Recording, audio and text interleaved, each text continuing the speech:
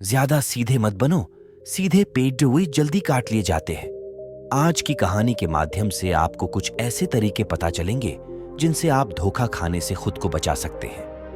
भावनात्मक रूप से कमजोर आदमी का लोग हमेशा फायदा उठाते रहते हैं। हम सब ने देखा होगा, अपने आसपास जो भी इंसान नर्म दिल का होता है, यानी कि भावनात्मक रूप से करुणावान होता है, वह अपनी करुणा बस दूसरों की सहायता तो कर देता है, लेकिन बदले में उसे हमेशा धोखा ही मिलता है। तो क्या एक इंसान को भावनात्मक नहीं होना चाहिए? क्या उसे दूसरों पर भरोसा नहीं करना चाहिए? दूसरों की सहायता नहीं करनी चाहिए? क्या करुणावान और संवेदनशील होना गुनाह है? कोई गलती है?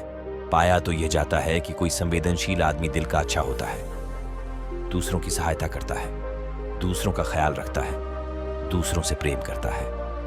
प्रेम भी तो एक संवेदना ही है, वह भी तो एक भावना का रूप है। तो क्या प्रेम करना भी गलत हो जाता है? और यह तो आप सबको पता होगा कि प्रेम तो आध्यात्मिक साधना का एक बहुत महत्वपूर्ण कदम है।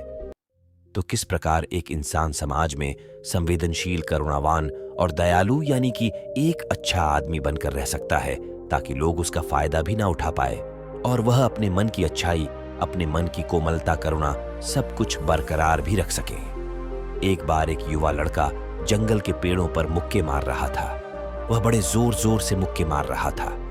वह अपने मन का गुस्सा निकालने की कोशिश कर रहा था। शायद उसको किसी ने धोखा दिया था या फिर उसके साथ बहुत बुरा हुआ था, जिससे वह बहुत ज्यादा परेशान था। उसे कहीं भी शांति नहीं मिल रही थी। वह लगातार उस पेड़ पर मुक्का मार रहा था, जिससे उसकी उंगलियां लहूलुहान हो चुकी थीं।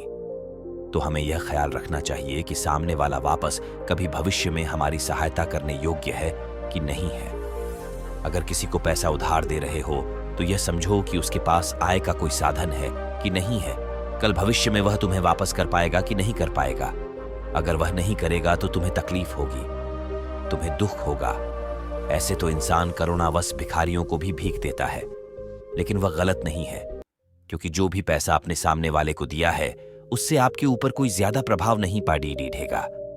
अगर वह आपको वापस भी नहीं लौटाएगा तो अगर किसी ऐसे इंसान को पैसा देना है जो कभी वापस नहीं लौटा पाएगा, तो उतना ही देना जिससे तुम्हारे ऊपर ज्यादा दबाव न बने।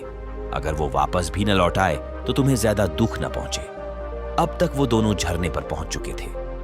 दोनों ने अपने कपड़े उतरे और उस झरने के शीतल पानी में कूद पड़े। पानी बाहर ठंडा था।